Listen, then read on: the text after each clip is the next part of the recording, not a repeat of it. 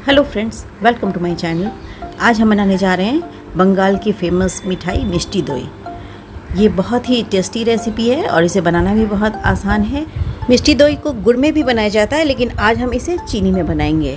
इसमें हम शुगर को कैरामलाइज करके दही को जमाते हैं और यही इसकी स्पेशल बात होती है। तो चलिए शुरू करते हैं आज की रेसिपी। मिष्टी दोई के जमाने के लिए हम सबसे पहले लेंगे जामन। तो मैंने यहाँ पर लिया है 1 कप गाढ़ी दही, जो करीब 200 ग्राम के बराबर है, और इसका हम बना देंगे हंकड़।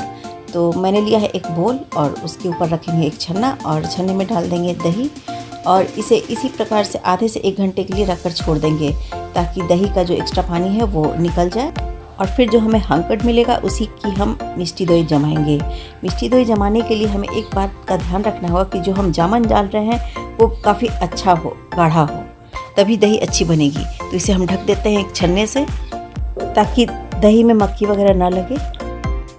मिष्टी दोई बनाने के लिए हमने जो दूध लिया है वो फुल फैट मिल्क है, और दही बनाने के लिए आप फुल फैट मिल्क ही लें तो ज़्यादा गाढ़ी अच्छी दही जमेगी।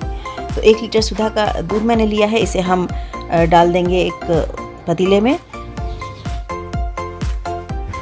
पतीले को रख दिया है फ्लेम पर। तो अब हम इसमें उबाल आने देंगे। बीच बीच में दूध को चलाते रहेंगे ताकि दूध तली में ना लगे। दूध में उबाल आ गया है तो हम बीच बीच में इसे चम्मच से चला देंगे और दूध को रिड्यूस होने देंगे। दूध का 1/3 पार्ट हमें रिड्यूस करना है। आप लो मीडियम फ्लेम पर भी इसे कर सकते हैं और हाई फ्लेम पे भी। मैं यहाँ पे हाई फ्लेम पर दूध को रिड्यूस कर रही हूँ। दूध का 1/3 पार्ट रिड्यूस हो गया है, आप देख सकते हैं।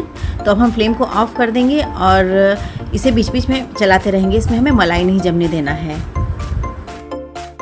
अब हम लो फ्लेम पर रख देंगे एक पैन, और पैन में हम डाल देंगे 1/3 कप चीनी, जो 150 ग्राम के बराबर है। इस चीनी को हमें मेल्ट करना है। इसमें हम पानी वगैरह कुछ भी नहीं डालेंगे, बस चीनी को हम इसी प्रकार से लो फ्लेम पर मेल्ट होने देंगे। यहाँ पर ध्यान देने वाली बात यह है कि फ्लेम को हमें मीडियम या हाई नहीं करना है, लो फ्लेम पर ही चीनी को पकाना है और चीनी को हमें कैरामलाइज करना है। अगर आप हाई फ्लेम पे कर देंगे तो चीनी जलने लगेगी और जो हमारी मिष्टी दोई है उसमें वो चीनी का कड़वापन वाला टेस्ट आ जाएगा।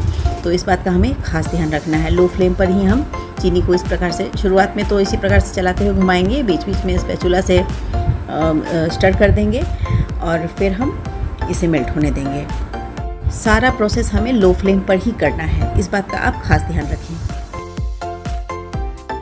करीब 10 मिनट के बाद चीनी अब धीरे धीरे मेल्ट होने लगी है, आप देख सकते हैं। तो इसी प्रकार से हम इसे चलाते रहेंगे और चीनी को मेल्ट होने देंगे। 10 मिनट और हो चुके हैं और आप देख सकते हैं चीनी और भी मेल्ट हो गई है। तो यहाँ पे हम चीनी को लगातार चलाते रहेंगे ताकि चीनी तली में ना लगे।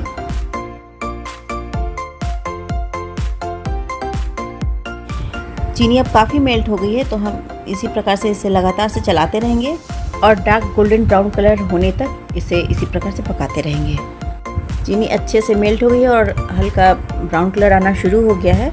तो इस स्टेज पर हम लगातार से चलाते रहेंगे, क्योंकि अगर यहाँ पे तली में चीनी लग गई और जल गई तो जो हमारी मिष्टी दही है उसका टेस्ट ख़राब हो जाएगा।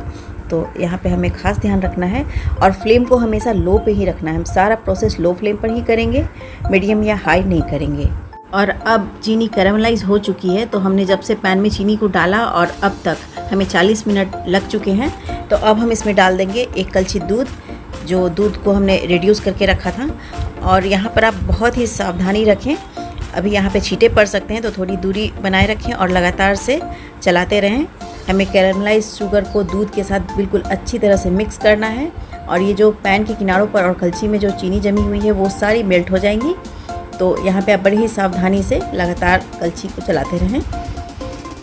अब हम फ्लेम को मीडियम पे कर देंगे और मीडियम फ्लेम पर ही सारा प्रोसेस करेंगे। लगातार कलछी चलाते रहेंगे और शुगर के साथ दूध को अच्छे से मिक्स कर देंगे।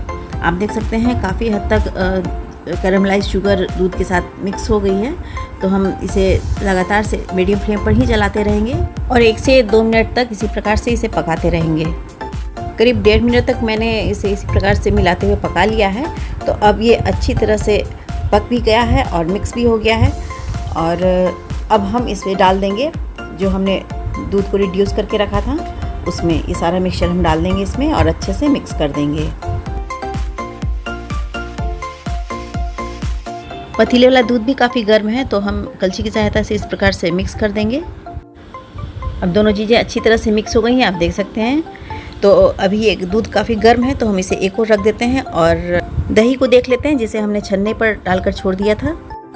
दही का सारा पानी निकल गया है और अब ये हंकड़ बन गया है। दही का ये जो पानी होता है बहुत ही न्यूट्रिशियस होता है, इसे आप फेंकें नहीं, इससे आप आटा गूँथ लें।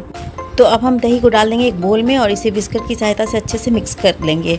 बिल्कुल क्रीम की तरह हमें बना लेना है मिक्स करते हुए। अगर आपके पास विस्कर नहीं है तो फॉर्क की सहायता से इसी प्रकार से मिक्स कर लें। दही बिल्कुल क्रीम की तरह हो गई है, आप देख सकते हैं। तो अब हम इसमें डाल देंगे एक कलछी दूध, जो हमने कैरेमलाइज शुगर के साथ मिक्स करके रखा है, और फिर इसे अच्छे से मिक्स कर देंगे। अब इस मिक्सचर को हम डाल देंगे दूध में। दूध गर्म है, जो नॉर्मल हम दही डालते हैं जितने गर्म दूध में, उससे थोड़ा ज़्यादा गर्म होना चाहिए, क्योंकि इतना सारा दही हम अगर डालेंगे दूध में तो उसका टेम्परेचर अपने आप कम हो जाएगा। तो इसलिए हमें दूध थोड़ा नॉर्मल जो दही हम डालते हैं उसे थोड़ा सा हमें ज़्यादा गर्म रखना होगा। और इस जामुन को हम डाल देंगे पतीले वाले दूध में और अच्छे से हम मिक्स कर देंगे। कलछी से हम इस प्रकार से जामुन और दूध को अच्छे से मिक्स कर देंगे। और इतना सारा दही डालने के बाद दूध का टेम्परेचर काफ़ी कम हो गया है, लेकिन फिर भी दही डालने लायक ये इसका टेम्परेचर बिल्कुल ठीक है। इसीलिए हमें जो है दूध थोड़ा गर्म ही रखना है मिष्टी दही जमाने के लिए। अब हम दही जमाने का प्रोसेस शुरू करते हैं। तो मेरे पास चीनी मिट्टी का एक बाउल है, तो मैं इसमें डाल देती हूँ इस दूध को दही जमाने के लिए। वैसे दही जमाने के लिए मिट्टी का बर्तन ही बेस्ट होता है, क्योंकि मिट्टी के बर्तन में जो एक्स्ट्रा मॉइस्चर होता है वो एब्जॉर्ब कर लेता है मिट्टी। तो इसलिए मिट्टी का बर्तन ही बेस्ट माना जाता है दही जमाने के लिए। लेकिन अगर आपके पास मिट्टी के बर्तन नहीं है तो आप स्टील के बर्तन या कांच के बर्तन में भी दही जमा सकते हैं। तो मेरे पास चीनी मिट्टी के 2 कप थे, उसमें भी मैंने डाल दिया इस दूध को, और मिट्टी के 2 कटोरे हैं मेरे पास, तो इसमें भी मैं इस दूध को डाल दे रही हूँ दही जमाने के लिए।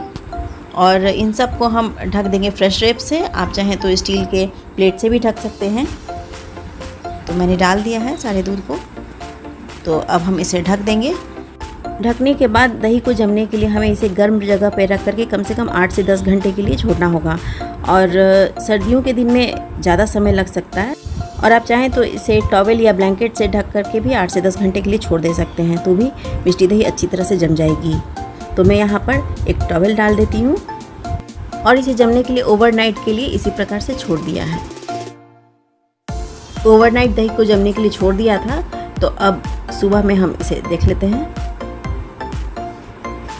आप देख सकते हैं कितना बढ़िया दही जमकर तैयार हुआ है। मिट्टी के कटोरों में जो हमने दही जमाया था उसे भी फ्रेश रैप हटा करके देख लेते हैं। दही अच्छी जमी है, लेकिन फ्रेश रैप में थोड़ा टच हो गया था दूध, इस वजह से थोड़ा सा इसका लुक इस प्रकार का हो गया है। तो अब हम चीनी मिट्टी के जो कप में हमने जमाए हैं उसे हम खोल करके चेक कर लेते हैं। ये देखिए एकदम परफेक्ट मिष्टी दही बन करके तैयार हुई है। मिष्टी दही को इसी प्रकार से चेक किया जाता है। चम्मच से निकाल करके चेक कर लेते हैं। तो आप देख सकते हैं कितना क्रीमी टेक्सचर आया है इसका। देखिए बिल्कुल अच्छे से जमी हुई है मिष्टी दही। इस प्याली में जो हमने जमाया है इसे भी हम चम्मच से निकाल करके देख लेते हैं कितनी गाढ़ी दही जमी है। आप देख सकते हैं बिल्कुल क्रीमी टेक्सचर है। तो इस प्रोसेस से मिष्टी दही को आप अपने घर पर ज़रूर ट्राई करें, सभी इसे बहुत पसंद करेंगे।